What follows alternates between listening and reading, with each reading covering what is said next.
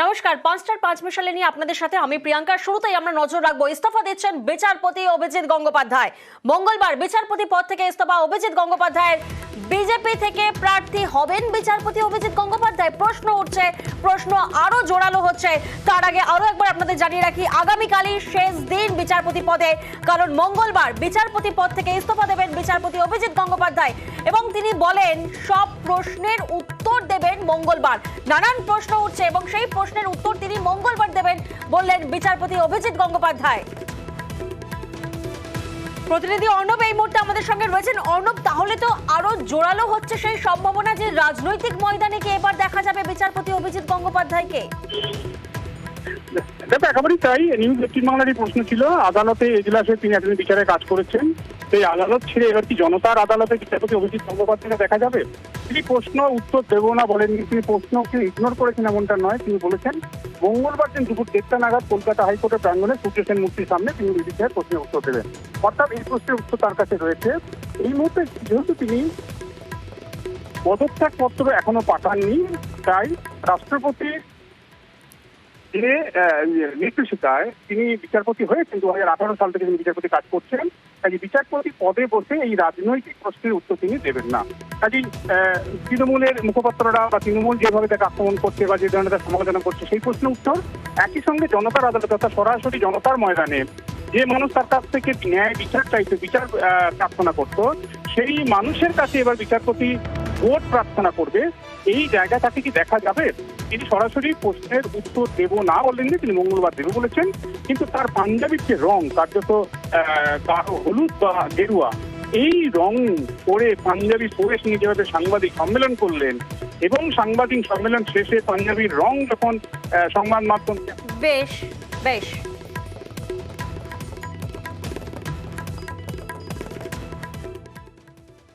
আমি বিচারপতির পদ থেকে মঙ্গলবার পদত্যাগ করব।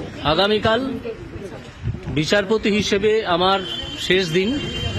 সেদিন আমি কোনো বিচারের কাজ করব না, শুধু কতকগুলো মামলা পার্ট হার্ট হয়ে আছে যেগুলো আমাকে রিলিজ করতে হবে আমার লিস্ট থেকে। কোনো অ্যাডজুডিকেশন নয়, অ্যাডজুডিকেশন আমি গত 7 দিন ধরেও করিনি, কারণ আমি ব্যক্তিগত কারণে ছুটিতে ছিলাম। তো কালকেও কোনো অ্যাডজুডিকেশন করবো না, শুধু মামলাগুলো আমার লিস্টের বাইরে করে দেবো।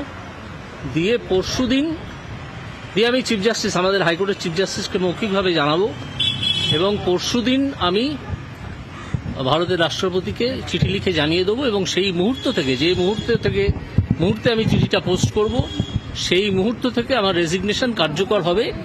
এটাই কনস্টিটিউশন এবং কনস্টিটিউশন লয়ের প্রভিশন, সেইটা মঙ্গলবার হবে। আমি তো পদত্যাগ করছি, পদত্যাগ পত্র পাঠানো হয়ে যাবে ভারতের রাষ্ট্রপতিকে, চিফ জাস্টিস অফ ইন্ডিয়াকে এবং লিখিতভাবে আমাদের চিফ জাস্টিস অফ ক্যালকাটা হাইকোর্টকে জানানো হয়ে যাবে। তারপর বেলা 1টার সময় মাস্টারদা সূর্য সেন মূর্তির নিচে আমি হাজির হব। আপনারা সবাই থাকবেন যারা কিছু জানতে চাইবেন, আমি সব প্রশ্নের উত্তর দেব। আর মঙ্গলবার বিচারপতির পদ থেকে ইস্তফা বিচারপতির সেই প্রসঙ্গে বিরোধী দলনেতা শুভেন্দু অধিকারী তিনি বলছেন যে বিচারপতি কি করবেন ওনার জানা নেই, বই লিখবেন নাকি কোনো রাজনৈতিক মঞ্চে দেখা যাবে তাও জানা নেই। যদি রাজনৈতিক ময়দানে আসেন তাহলে দেখা হবে, কথা হবে। কি বললেন শোনাবো। অভিজিৎ বাবু পদত্যাগ গৃহীত হবে কিনা, অভিজিৎ বাবু পদত্যাগ করলে রাজনীতির মঞ্চে যাবেন না সামাজিক সংগঠনে থাকবেন না বই লেখার কাজ করবেন বা অরাজনৈতিক গণ আন্দোলন গড়ে তুলবেন বাংলাকে বাঁচানোর জন্য, সেটা তার সিদ্ধান্ত। তিনি যখন বলবেন যে আমি রাজনৈতিক প্ল্যাটফর্মে থেকে লড়াই করতে চাই, তো রাজনীতির কথা বললে আমি তখনই রিয়াকশন দেব। একটু 48 ঘন্টা অপেক্ষা করলে ক্ষতি কিছু নেই। আর এক্স হ্যান্ডেলে প্রতিক্রিয়া দিয়েছেন তৃণমূল নেতা কুণাল ঘোষ। তিনি বলছেন এই পেশার কেউ রাজনীতিতে এলে আগের পেশাগত সিদ্ধান্তগুলি নিয়ে নিরপেক্ষ জনিত প্রশ্ন উঠতেই পারে।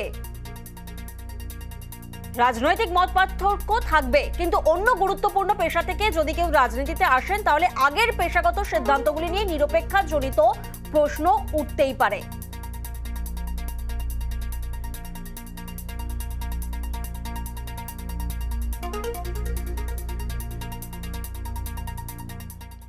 আর সিপিআইএম এর রাজ্য সম্পাদক মোহাম্মদ সেলিম তিনি বলছেন এই ধরনের মানুষ যে কাজই করুন তার দিকে অনেক মানুষ আগ্রহ নিয়ে তাকিয়ে থাকেন। প্রতিক্রিয়া দিয়েছেন মোহাম্মদ সেলিম, শোনাবো। আমরা দেখেছি উনি যে ভূমিকা পালন করেছেন বিশেষত শিক্ষক নিয়োগের দুর্নীতি পর্দা ফাঁস করার জন্য অনেকটা অ্যাক্টিভিস্ট মোডে আর কি, শেষ থেকে ছাড়বো ভয়লেসহীনভাবে যেরকম করা উচিত। এ ধরনের লোক মানুষের প্রতি দায়বদ্ধতা নিয়ে যে কাজই করবে সেটা মানুষ খুব আগ্রহের সঙ্গে সেটা লক্ষ্য রাখবেন। আমরা রাখছি আগ্রহের সঙ্গে, আমরা তাকিয়ে আছি। প্রার্থী হলে স্বাগত, গত কয়েক বছর ধরে এই আশঙ্কাই ছিল। প্রতিক্রিয়া দিচ্ছেন পার্থ ভৌমিক। অভিজিৎ গাঙ্গুলি পদত্যাগ করছেন এবং গুঞ্জন শোনা যাচ্ছে তিনি লোকসভায় বিজেপির হয়ে ক্যান্ডিডেট হচ্ছেন। হতে পারে, ও হলে আমি স্বাগত জানাবো, কারণ এই আশঙ্কাটাই আমরা গত 1.5 বছর ধরে করছিলাম।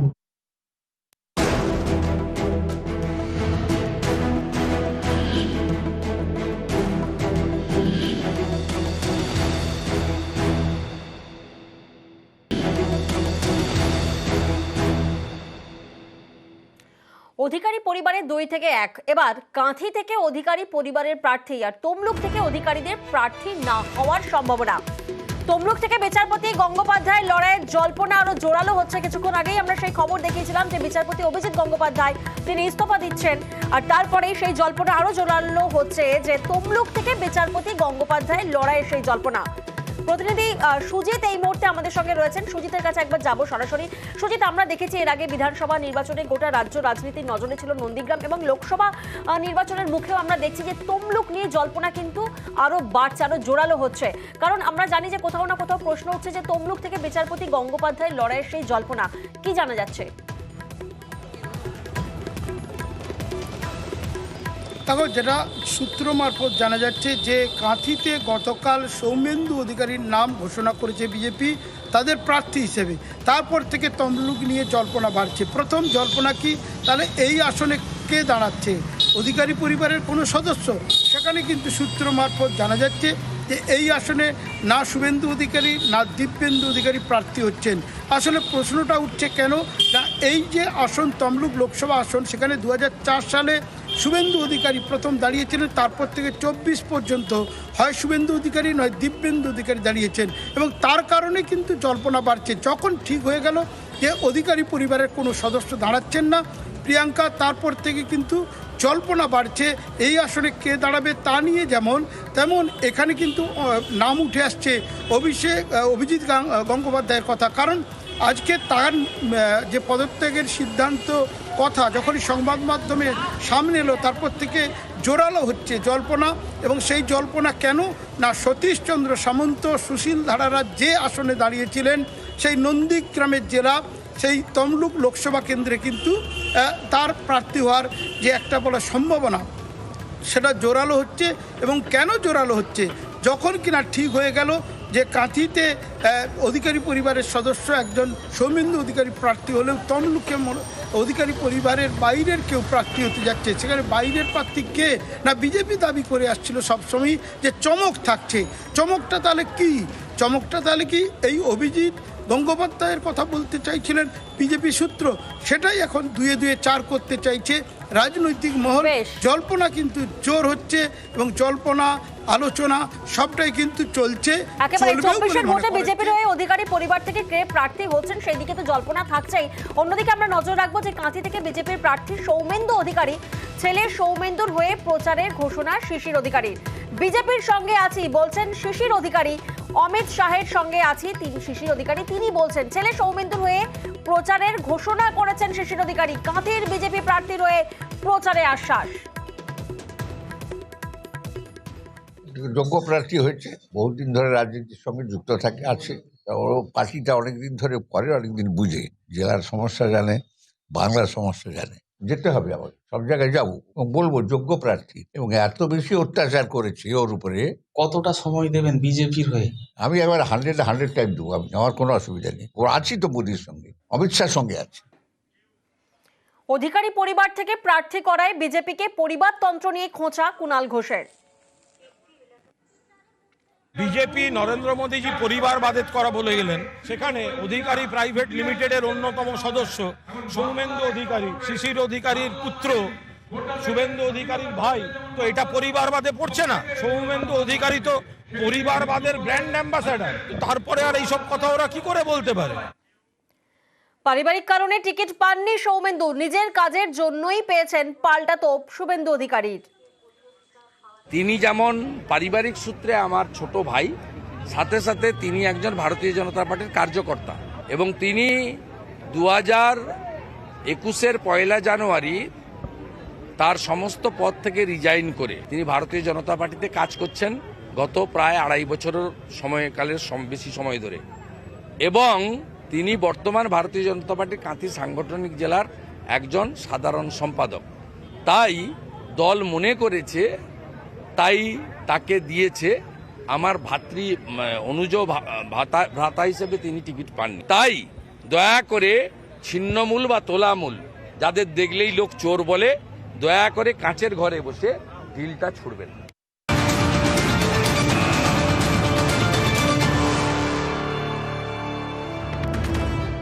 তৃণমূলের ব্রিগেডের দায়িত্ব নিতে নারাজ তাপস রায়। বরানগরে তৃণমূল বিধায়ক তাপস রায় তিনি দায়িত্ব এড়াচ্ছেন। আমরা জানি যে 10ই মার্চ তৃণমূলের ব্রিগেডে জনগর্জন সভা রয়েছে, যার জন্য শিবিরে কর্মীদের দেখভালের দায়িত্ব দেওয়া হয় বিভিন্ন নেতাদের, আর সেই দায়িত্ব নিতে নারাজ তাপস রায়। কিন্তু কেন, কি জানা যাচ্ছে? প্রতিনিধি আবির এই মুহূর্তে আমাদের সঙ্গে রয়েছেন। আবির, ঠিক কি জানা যাচ্ছে? সাম্প্রতিক সময় যে কতকগুলি বড় সমাবেশ কলকাতাতে হয়েছে, যেখানে রাজ্যের বিভিন্ন প্রান্ত থেকে লোক তৃণমূল কংগ্রেসের সমাবেশে যোগ দিতে এসছে, তাদের নেতাজি ইন্ডোর স্টেডিয়াম এবং ক্ষুদিতা অনুশীলন কেন্দ্রে থাকার ব্যবস্থা করা হয় এবং সেখানে একটা বড় দায়িত্ব নিতে তাপস রায়কে দেখতে পাওয়া যায়। তিনি সেই দায়িত্ব সামলাচ্ছেন। সূত্রের খবর যে এবারের সেই দায়িত্ব তাপস রায় তিনি নেবেন না, তিনি দলের শীর্ষ নেতৃত্বকে জানিয়ে রেখেছেন। যেটা জানা যাচ্ছে সেটা হচ্ছে, তুমি জানো যে গত কয়েকদিন ধরে তাপস রায় দলের সঙ্গে একটি দূরত্ব বৃদ্ধি করেছেন এবং উত্তর কলকাতার সাংসদ, দলীয় সাংসদ সুদীপ বন্দ্যোপাধ্যায়কে নিয়ে তিনিও বেশ কিছু মন্তব্য করেছেন। মূল যে বিষয় তাপস রায়, সেটা হচ্ছে যে সুদীপ বন্দ্যোপাধ্যায়ের যে প্রার্থী পদ তা নিয়ে তাদের যে আপত্তির কথা বা তিনি কেন তার বিরোধিতা করছেন সেই প্রসঙ্গের কথা বারবার ধরে উল্লেখ করেছেন। তবে তিনি যেভাবে প্রকাশ্যে কথাগুলি বলেছেন সেগুলো দলের শীর্ষ নেতৃত্বের তরফ থেকে সহজভাবে নেওয়া হয়নি এবং অনেকেই বলছেন যেভাবে প্রকাশ্যে কথা বলা হচ্ছে সেগুলো কার্যত দলীয় শৃঙ্খলা ভঙ্গের একটি শামিল। এই নিয়ে একটা দলের নেতাদের সঙ্গে তার একটা দূরত্ব তৈরি হয়েছে। তবে তাপস রায় তিনি তার নিজের ক্ষোভ কোথাও গোপন করেননি। মনে করা হচ্ছে সুদীপ বন্দ্যোপাধ্যায় কেন্দ্রিক যে দূরত্ব দলের সঙ্গে তার তৈরি হয়েছে, সেই কারণেই 10ই মার্চ যে ব্রিগেড সমাবেশ রয়েছে সেই ব্রিগেড সমাবেশের ক্ষেত্রে দাঁড়িয়ে তিনি দূরত্ব রচনা করেছেন এবং সেই কারণেই এবারে ব্রিগেড সমাবেশের আগে কর্মীদের থাকা রাখার যে ব্যবস্থা নেতাজি ইন্ডোর স্টেডিয়াম এবং ক্ষুদিরাম অনুশীলন কেন্দ্রে হচ্ছে, তার সেখান থেকে তিনি দূরত্ব তৈরি করে রাখলেন। তিনি এবারে সে দায়িত্ব নিতে তিনি রাজি হচ্ছেন না। বেশ,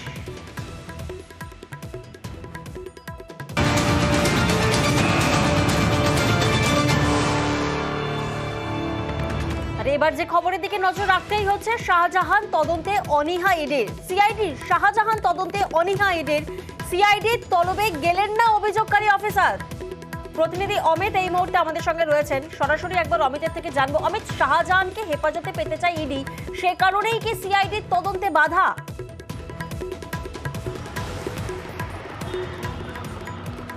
দেখো, এরকমই একটা বিষয় কিন্তু সামনে আসছে, কারণ শাহজাহান শেখ, যার বাড়িতে 5 জানুয়ারি ইডির তরফে অভিযান চালানো হয়েছিল, ইডি আক্রান্ত হয়েছিলেন এবং ইডির ডেপুটি ডিরেক্টর তিনি নাজার থানাতে অভিযোগ করেছিলেন এবং সেই অভিযোগের ভিত্তিতে শাহজাহানের বিরুদ্ধে যে মামলা রুজু করা হয়েছিল নাজার থানাতে, সেই মামলাতে কিন্তু গ্রেপ্তার করা হয়েছে শাহজাহানকে এবং সেই মামলার তদন্তভার এখন সিআইডির হাতে। সিআইডির তরফে আজকে ডেপুটি ডিরেক্টরকে ডেকে পাঠানো হয়েছিল, কারণ তিনি অভিযোগকারীর বয়ান রেকর্ডের প্রয়োজন রয়েছে তদন্তের স্বার্থে, কিন্তু তিনি এলেন না। তাহলে কোথাও গিয়ে কি তদন্ত অসহযোগিতা করা? তাহলে কেন অসহযোগিতা করা? তাহলে কোথাও গিয়ে কি ইডি আধিকারিকরা ইডি যেটা চাইছে বারবার, যে বিষয়টি বারবার সামনে আসছে, তারা শাহজাহানকে নিজেদের হেফাজতে নিতে চাইছে। কারণ ইতিমধ্যেই কলকাতা হাইকোর্টে তারা দ্বারস্থ হয়েছেন। কলকাতা হাইকোর্টের কাছে তাদের আবেদন ইতিমধ্যে তারা করেছেন যে তারা শাহজাহান শেখকে তারা নিজেদের হেফাজতে নিতে চায়। সেক্ষেত্রে যদি ইডির ডেপুটি ডিরেক্টর তিনি যদি তদন্তে সহযোগিতা করার জন্য সিআইডিকে যেতেন বা যান, তাহলে কোথাও গিয়ে তার স্টেটমেন্ট রেকর্ড হবে, তাহলে কোথাও গিয়ে তাহলে তদন্তে সহযোগিতা হতে পারে, এই বিষয়গুলো আসতে পারে।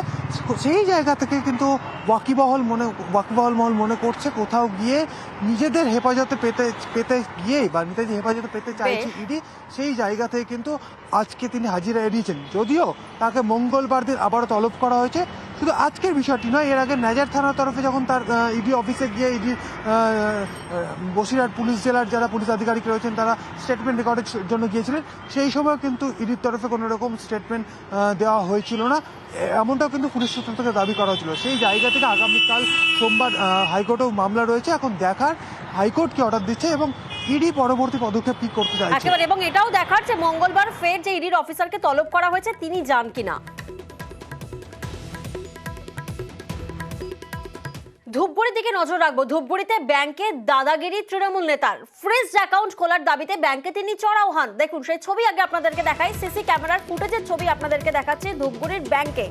দেখুন সেই ছবি দাদাগিরি তৃণমূল নেতার। কেন না ফ্রিজ অ্যাকাউন্ট খোলার দাবিতে তিনি ব্যাংকে চড়াও হন। আর এরপরে ব্যাংক ম্যানেজারকে ডাম্পার দিয়ে পিষে মারার হুমকির পর্যন্ত অভিযোগ সামনে উঠে আসছে। ঋণ শোধ না করায় তৃণমূল নেতার অ্যাকাউন্ট ফ্রিজ করে দেয় ব্যাংক, আর তারপরেই ব্যাংক ম্যানেজারকে পিষে মারার হুমকির অভিযোগ। ধূপগুড়ির ডাউকিমারি বাজারের উত্তরবঙ্গ ক্ষেত্রীয় গ্রামীণ ব্যাংকের ঘটনা এবং সেখানকারই সিসি ক্যামেরার ফুটেজ আপনাদেরকে দেখাচ্ছি।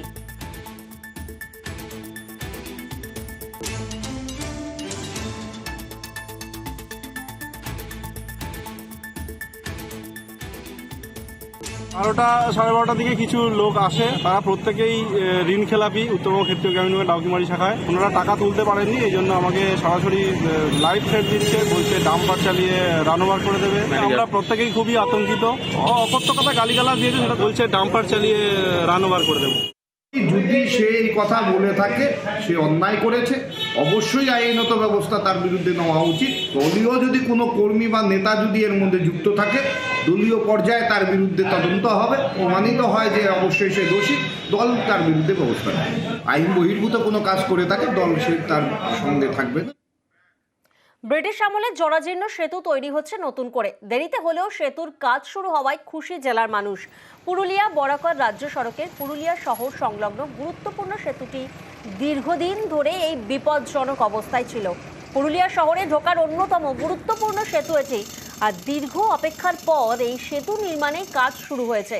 প্রায় 6 কোটি টাকা ব্যয়ে সেতু নির্মাণের কাজ ইতিমধ্যেই শুরু।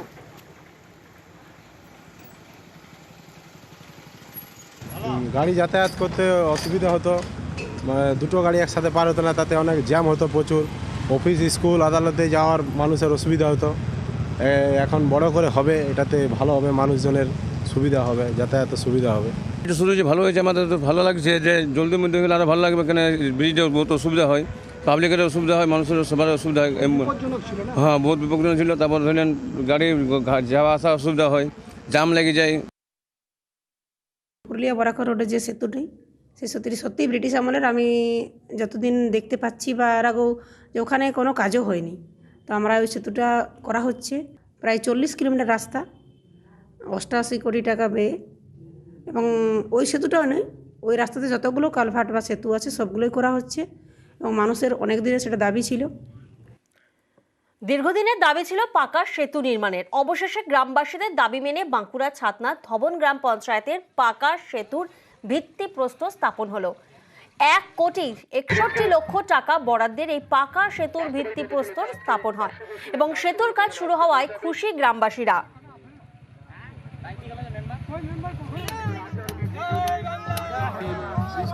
আজকে শুভ উদ্বোধন হলো বলে আমাদের এলাকাবাসী গ্রামবাসীর তা খুবই আনন্দের বিষয়। আজকে খুব একটা আনন্দের দিনে বটে আমাদের। অ্যাকচুয়ালি আমরা এই প্রতিবাদ করার জন্যই কিন্তু আমরা নির্দলে দাঁড়িয়েছিলাম, মানে অন্য কোনো পার্টি আর দাঁড়ায়নি। একমাত্র আমাকে গ্রামবাসীরা আমাকে ক্যান্ডিডেট হিসেবে দাঁড় করিয়ে রেখেছিলেন।